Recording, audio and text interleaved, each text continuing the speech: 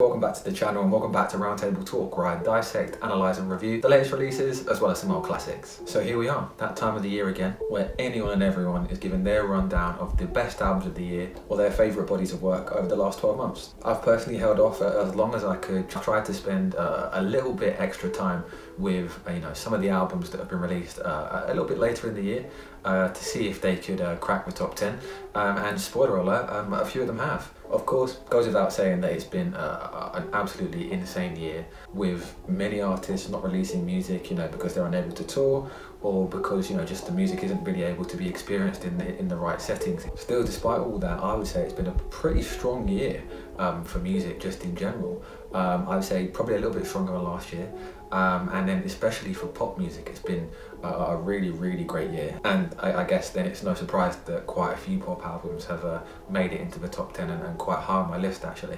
Just a quick disclaimer so I don't get any hate in the comments. This is just my personal favourite list, and these are the albums that I feel have provided the true album experience from front to back. As you'll see from watching any of my videos on my channel, that's something that I really am a huge fan of, and do truly appreciate when a body of work can be sort of digested with cohesive themes and a cohesive sound. So I think my list is probably quite reflective of that. I've also obviously focused very much on albums and have left out EPs, pretty much because there are too many EPs to list, and a lot of strong ones at that. I actually have got a list of 50 albums that make it into my top 50, which you can find over on my blog via the link in the description box below. But in this video, I'll give a brief rundown of numbers 20 to 11, and then get a bit more detailed for the top 10. So yeah, let's not waste any more time. But before I do dive in, please do remember to subscribe to the channel, like the video, and follow me on all the social links below. But yeah, let's get started with number 20. So number 20 is somebody who I never thought I'd have on my top 20 list. It's Taylor Swift with Folklore. I chose Folklore over Evermore just because I feel like I've had a lot more time to sit with it, and I think so far in having listened to it, it's got higher highs. And despite it feeling a little bit off that Taylor is kind of cosplaying indie and folk music, the music is really good, so I think it deserves a place on this list. Next on my list is Logic with No Pressure. I feel like this album's a fitting retirement album if it is the last we're going to hear from Logic in terms of music. And this one definitely holds a special place in my heart due to how much it reveres mid-noughties hip-hop like Lupe Fiasco, Kanye West, Common. Next up at 18, we've got Lil Baby with My Turn. I'd go out there and say that I think Lil Baby is my favourite of the new school of rappers who are following in the lineage of Future and Lil Wayne and Young Thug. He's got such tumbling flows, and I think an underrated gift for hooks, which you can hear on tracks like Emotionally Scarred and The Bigger Picture, which didn't appear on the album, but again, just an incredible hook. And I think Lil Baby's had a great year, and I will continue to watch his career progress. Next up is Division with Amuse in Her Feelings. You get, again, another really enjoyable full listen. A little bit more mainstream than the usual work that we've had from Division in the past, but some really high highs. Some of the singles were incredible, but tracks like Outlandish as well are just amazing. Then we've got Fleet Foxes with Shaw, just a really graceful, thoughtful and uplifting album, and just everything you've come to expect from Fleet Foxes in terms of the instrumentation, in terms of the lyricism and the soundscapes they create, and just a really nice listen all the way through. Then we've got Tom Misch and Yusuf Days with What Kind of Music, an album that for me feels like a jazzy jam session that brings out the best in both artists. It was an album that was pretty much the soundtrack to my summer and just really fits that kind of summery vibe. Then continuing the UK trend, we've got Nave Smalls with Goat World. I think Nave Smalls is one of the UK's most underrated artists and a really underrated auto-tune crooner. And just listening to this mixtape or album just really was a really enjoyable experience, and for me a massive step up from what Nave Smalls has released in the past. And it was so enjoyable that despite not having the greatest lyrics or even the greatest production, I think his melodies made me feel like this deserves to be on the end of year list. Then we've got Denzel Curry and Kenny Beats with Unlocked.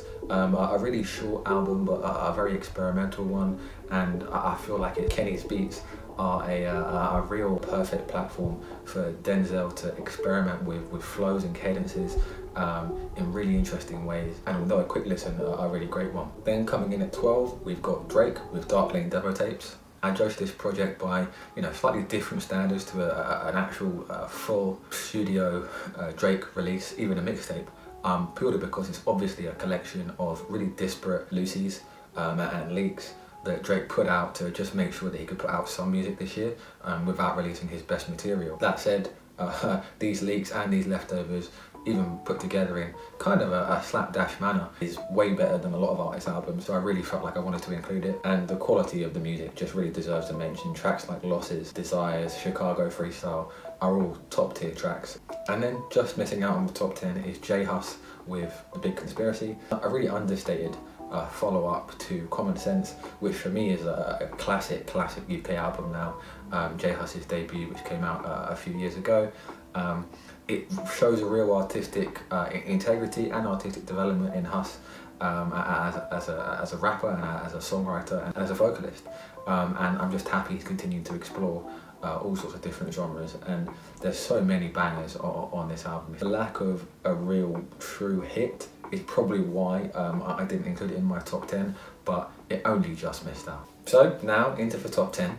And at number 10, we've got Jessie Ware with What's Your Pleasure. I've been a massive Jessie Ware fan ever since her debut. I think it was back in 2012, called Devotion. So many great tracks on that album that I think have really stood the test of time. But ever since that album, I have been a little bit on the fence with the album she's released since then. But I think that this project is an incredible return to form. It sees her kind of go back to her more dark clubbing roots, and reinvent disco and dance music with a little bit more of a modern take. Jessie's vocals are reliably gorgeous. She's got such range as a singer, but I would say arguably on this record, her production has never been better. Really just sleek, seductive music, but as I said, got that darker, almost sinister edge, which I really enjoyed, and that's incorporated into R&B and soul music like it is here. But that's also married with some of the most exhilarating hooks you'll hear all year, with even hints of the likes of, the real sort of soul divas like Donna Summer and Diana Ross. Even more of a triumph, despite the very nocturnal vibes. I feel like there's a real uplifting thread throughout the album as well, kind of encapsulated by the album's final track. And I think that's an element that's carried through from her last couple of projects. And as you'll have noticed, if you've been following music over the past year, there's been a massive 80s revival, especially in pop. And there's a real influence on this record, as there's also a 70s influence. I'd say my standout tracks are The Kill, Ooh La La, Spotlight, and that just really stunning outro that I mentioned before, called Remember Where You Are. Next up at 9 is Lianne La Havas with Self-Titled. For me, this is easily one of the, if not the best written album of the year. The narrative thread that she's tied up throughout this album is quite frankly just stunning, and it's put together in a way that's supposed to reflect the beginning of, the duration of, and the demise of a relationship, and the way that she's lyrically crafted this is just a real achievement of songwriting. I'm a sucker for concept albums, and this is a prime example of that. Reminded me very much of Snow Allegra's album of last year, which was actually my #1 album of the year last year, and just reminds me of an acoustic, more Lauryn Hill kind of influenced version of that album. It's truly relatable, really moving at times, and a really rewarding listen, where you do listen from front to back. Sit down and truly appreciate how well this has been put together. One that's very easy listening if you just have it on in the background, but then when you truly dive into it, it gives you an even greater appreciation of it. And again, that's just a mark of a great artist. That you can listen to it in both those ways. My standouts on this record were Bittersweet, Can't Fight, and in particular, Read My Mind. Next on my list is Pop Smoke with his posthumous release, Shoot for the Stars, Aim for the Moon. While I will say that this album is probably a bit too long in terms of an album experience for me personally, I do give it the benefit of the doubt in that it's a posthumous release that tries to encapsulate every aspect of Pop Smoke's musical identity. I said on my reaction to Pop Smoke's appearance on the last Kid Cudi album that I do truly think that Pop Smoke was the next up and had the utmost potential, and I think he's one of those artists for me that, due to his incredible amount of versatility that he showcased in such a short amount of time, he's probably the only artist I can think of in the last 10 years that had a shot at rivaling and challenging Drake's title as both the mainstream face of hip-hop, but also just the chart domination that Drake has been able to have a real monopoly over the last 10 years. For somebody who was so young, Pop Smoke obviously had an incredible amount of presence on a track, and it's on full display here.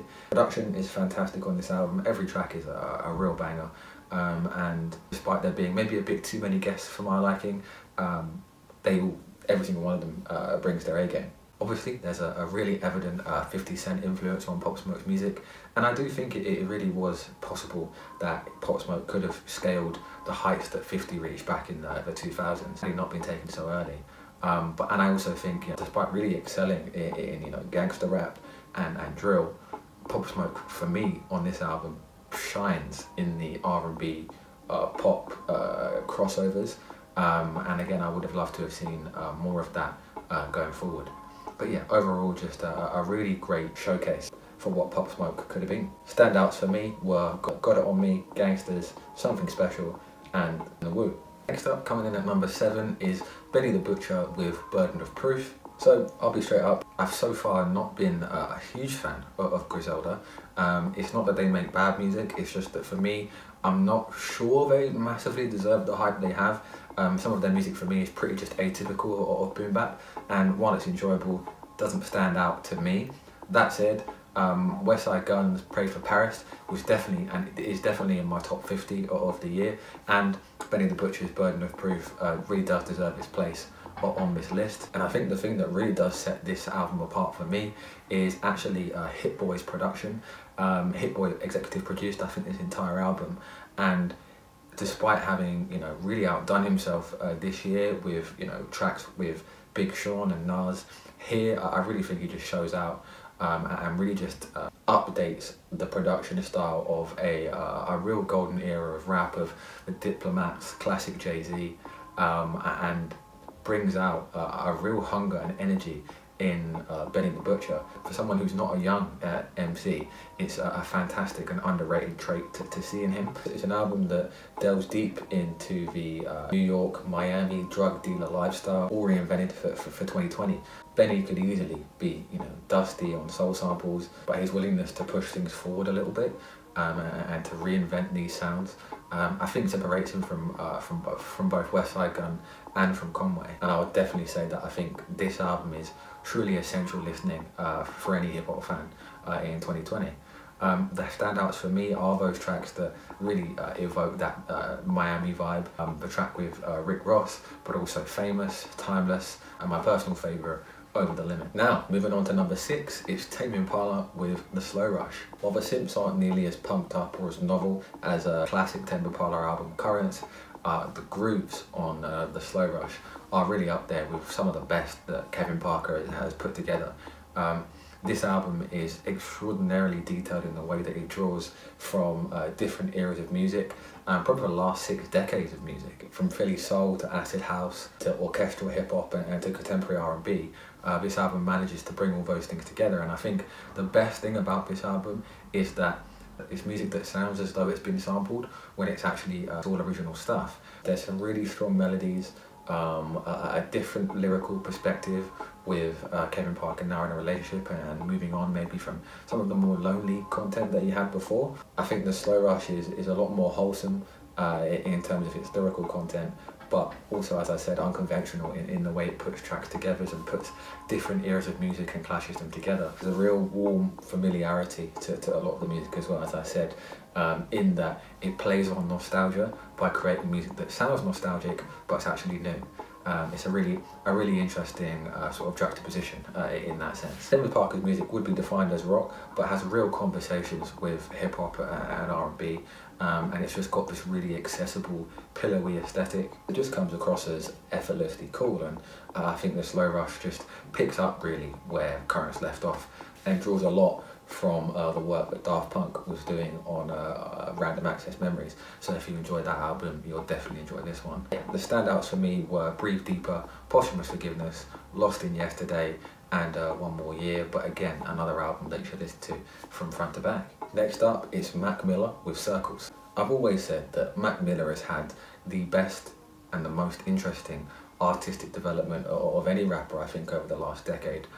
Going from college frat rap to true, funk and soul to this almost genreless final album. And I think this album does see the final form of Mac Miller, where he finally concludes, I think, his search for solace and his search for peace that he's been trying to find all throughout every single one of his albums, I would say. There's a real sort of cathartic melancholy to this album that's been, with the scratch demos that Mac provided before he passed away, built out by composer John Bryan, known for his work on Kanye's Late Registration, built out to be something that's so expansive, but also really wholesome and intimate, which again is a really fantastic balance that they managed to strike on this album. Honestly, when I first listened to this, I wasn't a huge fan, because I'm not a massive fan of Mac Miller's singing voice. I do prefer when he raps, but over the last, I'd say, 3 or 4 months, on repeat listens to this album, there's such a pain to Mac's vocal performance on this that it kind of compensates for his inabilities as a singer, and adds to the emotion of an already emotional album in that it's posthumous. And alongside his artistic development, I think Mac's ability to write really simple but profound lyrics was a really true gift of his, and only improved with every bit of music that he made. A really just hypnotic, mesmerising listen, and one that, as I said, just gets better and better every time you listen to it. The real standouts for me were Blue World and Woods. And now onto the top 5. In at number 5 is Childish Gambino with 3:15:20, effectively clashing a more sort of live band feel with real future funk and soul. This album is aggressively enigmatic, I would say, released with no fanfare on Donald Glover's website, with very little track names. This is obviously an album that's supposed to be digested as a whole, and while I think some of the pretensions around the release of this album have definitely hurt it in terms of the way the critics have received it, I think this is some of the best music that Donald Glover's ever made. Really pulls in some Gil Scott-Heron, Prince influences, and it's just super experimental in the way that it forces you as a listener to work a little bit harder, and leaves so much open to interpretation, which is something that I really enjoy about it, but though I can see why others wouldn't. Other than Mac Miller, who I mentioned before, I think Childish Gambino is another one who's had a really fantastic artistic development. And while I think his last album fell a little bit close to just straight up homage, this album is Donald Glover and the sort of rejection of stardom that you expect from him, really through and through. As Donald Glover's career has gone on, he's moved away from the sort of cartoon lyricism he started at, and despite keeping those hip-hop sensibilities, he pushes both rap and trap and R&B forward, particularly on this album. The minimalism of it, the thematic lyricism on questions about what makes us human, on the power of love, are all just really interesting topics that I hope he will explore or continue to explore on further projects. But yeah, again, it's just another one that really rewards further listening and further reading, I guess, too. And I think overall, probably the most creative album of the year. And as I said, it's been missing from a lot of people's end of year lists, I think, because of the real intentional attempt to force people to listen and work a little bit harder, which some people don't want from music, which again, I totally understand. The real standouts for me were Time, 12:38, 19:10, 42:26 and 53:49. Coming in at number 4 is Freddie Gibbs and The Alchemist with Alfredo. I think that this album is the absolute pinnacle of hip-hop in 2020. We've seen a real return of hip-hop to its more boom-bap roots this year, and I think Freddie Gibbs is second only to Kendrick in terms of making that kind of music. The real vintage, soulful production from Alchemist just gives Freddie the perfect bed for his gritty, gruff raps, Freddie's delivery is obviously always fantastic. His flows and his cadences are always just spot on. But I think the thing that stands out for me about Freddie Gibbs, and always has, is that for a gangster rapper, he doesn't ever really glorify the lifestyle, and make sure to pepper in moments of vulnerability that allow you as a listener who may not be a gangster rapper or a drug dealer, you're able to relate to Freddie's struggles, relate it to your own life, and just keep you on that journey with him, rather than it being purely entertainment. There's a real profound element of Freddie's music too. But yeah, easily for me the best straight rap album of the year, and again, like Benny the Butcher, absolutely essential listening for anyone who likes hip hop. Standouts for me were Baby Shit, Look at Me, Something to Rap About, and Scotty Beam. Getting into the top 3 now, and my number 3 is Kid Cudi with Man on the Moon 3. Yes, this album just came out, but I don't care. Easily one of the most emotional and emotive album experiences I've had all year. Probably second only to my number 1 pick. It's incredibly well sequenced, put together as a journey as we as a listener go through Cudi's internal struggles, emphasised by the sort of trap section that opens the album, moving into the more vibe-laden and atmospheric middle portion as Cudi reflects upon those struggles and tries to find peace, and then the final section of the album, which allows us to experience the more uplifting element as Cudi comes through his struggles and realises his place in things. We're really carried through Cudi's mind state and the different mind states that he goes through in just a really exceptional way. And while I think that the middle portion of the album, that's the most atmospheric and spacey, is the strongest, the other elements of the music are also just really, really outstanding. This album's also a little bit meta in that towards the end you see Cudi kind of accept and embrace his role as the guide that he's been for so many fans and listeners who have gone through those own struggles and related to Cudi. And you see Cudi here embrace that role as the guide and as the mentor for everybody, rather than just the spiritual guide that he was or appeared to be on Kids See Ghosts. But yeah, just a great album, one that I've just listened to so many times since it's come out. Standout tracks for me were Tequila Shots, September 16th, Lord I Know, and Solo Dolo 3.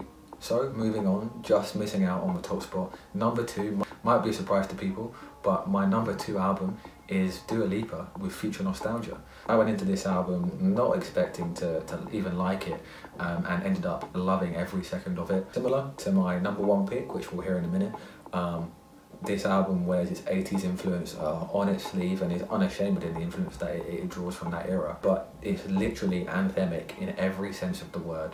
With Dua Lipa, I think, standing out from her contemporaries and her peers through really clever and cheeky songwriting that evokes a little bit of Lily Allen at times, over a production soundscape that Madonna and Kylie Minogue would be proud of. Every song is addictive, a surefire hit with carefree hooks that just really make you want to dance.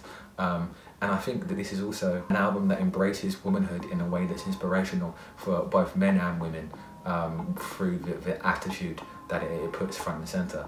Just a really incredible achievement, and as I said, one that I wasn't expecting to love so much, and it ended up as my second favourite album of the year. Standouts for me were Cool, Hallucinate, Physical, and Fever. And now, on to my final pick. It should be absolutely no surprise who clinches the number 1. It's The Weeknd with After Hours. I've seen several lists and several notable publications leaving After Hours off of its final year lists, including the Grammys, because it's such an obvious pick. But for me, the reason it's an obvious pick is because it's obviously the best album of the year. Uniquely artistic, but with crossover appeal. Each track creates its own little world, but fits as part of the wider concept, which in itself is a fantastic achievement.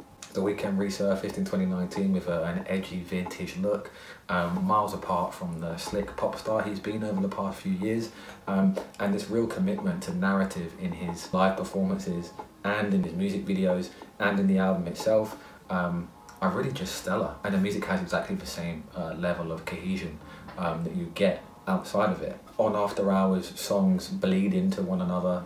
Lyrical references are dotted throughout different tracks, referencing back to tracks on Trilogy, as well as tracks on this very album. It really does maintain the balance between the dual sides of The Weeknd's personality, from R&B recluse to true pop star. I think probably most interestingly in terms of his own development as both a person and as an artist, there's a real touch of remorse that runs throughout the entirety of the album, which is a real step in terms of the maturity and just a very different person to the almost cruel person we got on previous albums. Full of earworm hooks and melodies galore. Easily for me the Weeknd's most enjoyable commercial release from front to back. The album finds the best balance between the sort of gloomy melodrama of the mixtape Weeknd and the glossy sort of slick Weeknd that we get on the major label releases. Sonically, of course, it also wears its 80s influence on its sleeve, drawing from classic 80s pop, but also from 80s movie soundtracks as well, creating a cinematic, almost cavernous atmosphere, all of which clash in a really fantastic way with Abel's just always outstanding, remarkable vocals and his really interesting way of writing songs. And despite that sort of level of sadness, loneliness and remorse that is expressed in this album, there's a real aspect of true confidence in this music that is just exuded out of every beat, out of every key. So at the same time, it sounds very confident, very mature, and almost a bit like a rebirth, a new beginning for Abel in terms of the mainstream. Yeah, incredible album. Standouts for me are, clearly Song of the Year, Blinding Lights, the title track, After Hours, underrated album gem, Faith, as well as fan favourite, Escape from LA. But again, a consummate album experience and one that is clearly going to stand the test of time. But yeah, that's my list, that's my number one. Shouldn't be a surprise to anyone really, but I'm interested to hear, what's your favourite album this year? Let me know in the comments below. Tell me what your favourite album is, your standout tracks. Maybe there's some that I haven't heard yet, or just some I haven't given enough time to grow on me. That said, it's been a crazy year, a great year for music I will say though, and I'm just really looking forward to getting back to hopefully some kind of normality next year with more artists releasing music and hopefully just more and more fantastic bodies of work. If you haven't already, please do remember to like the video, subscribe to the channel, and as I said, leave me a comment below. But until that point and until next year, I'll say take care. I'll be back in 2021 with some more revisits and of course, some more reactions. See you then.